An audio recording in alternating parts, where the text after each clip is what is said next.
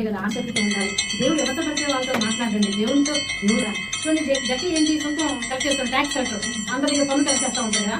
అందరూ ఏ ఇంటికి 10 ఇంటికి వెళ్తాడు, అందరూ ఇల్లు తిరుగుతూ ఉంటాడు. ఎందుకంటే అన్న దగ్గర ఉన్నదానికి 400 రెట్టుగా డబ్బులు కలెక్ట్ చేస్తాడు. 10 రూపాయలు అయితే 30 రూపాయలు కలెక్ట్ చేస్తాడు.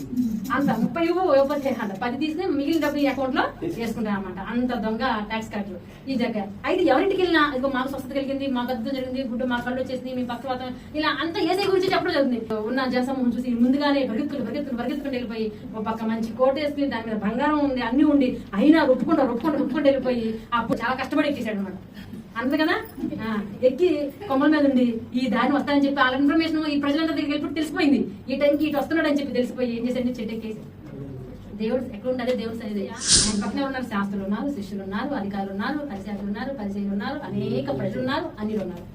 ఓకే, ఇంతమంది ఉన్నారు. నేను చూసాను దాని ఏంటి, నేను ఎందుకు జక్కయ్యతో మాట్లాడాడు, జక్కయ్య ఆసక్తి చూడాలని, ఓకే ఆయన మాట వినాలని ఎంత ఆసక్తితో వచ్చండి. ఆ ఆసక్తి ఎలా ఉండాలి, ఆయన మాట వినాలని ఆశ.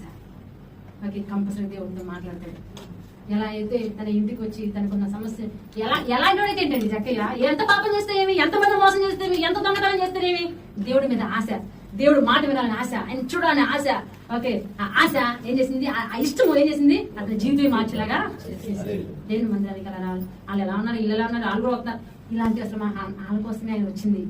ఓకే, నీ వినే మాటను బట్టి నీ జీవితము మారిపోతుంది. నీతో మాట్లాడాలంటే అంత ఆసక్తి, అంత ఇష్టం నీలో ఉండాలి. దేవుని స్తోత్రం, హల్లెలూయా.